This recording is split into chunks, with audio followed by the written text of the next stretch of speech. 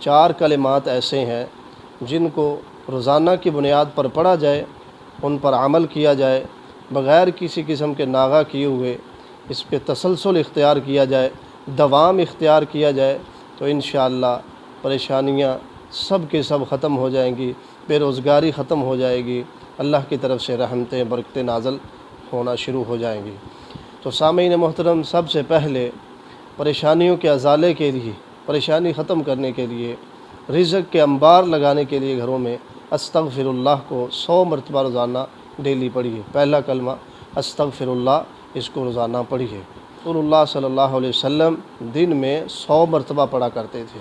حالانکہ آپ کی کوئی خطا نہیں، آپ کے کوئی گناہ نہیں، لیکن ہمیں ترغیب دلانا مقصد ہے کہ ہم 100 مرتبہ استغفار کریں گے تو ہماری پریشانیاں اللہ تعالیٰ دور کر دے گا۔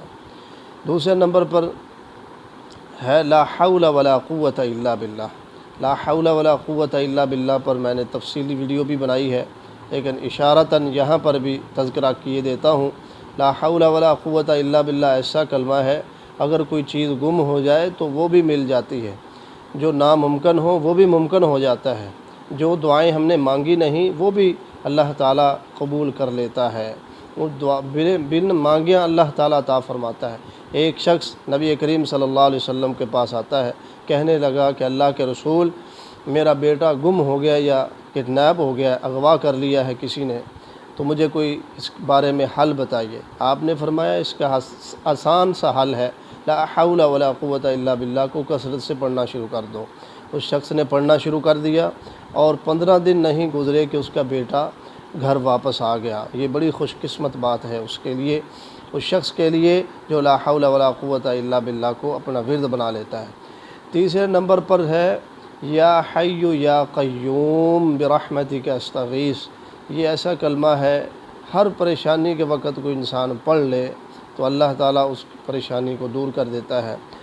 سننے میں آتا ہے، مفسرین کہتے ہیں کہ جو تخت حضرت سلیمان علیہ السلام نے منگوایا تھا، جس شخص نے کہا تھا آنکھ کے جھپکنے سے پہلے میں وہ تخت، ملکہ بلقیس کا تخت جو ہے آپ کے سامنے حاضر کیے دیتا ہوں، قرآن مجید میں ہے، تو کہا جاتا ہے کہ اس شخص نے یہی کلمہ پڑھا تھا یا حی یا قیوم، ہزاروں میل دور تخت پڑا تھا، وہ 1 سیکنڈ میں آنکھ کے جھپکنے سے پہلے اللہ نے سامنے حاضر کر دیا۔ اتنا پاورفل یہ کلمات۔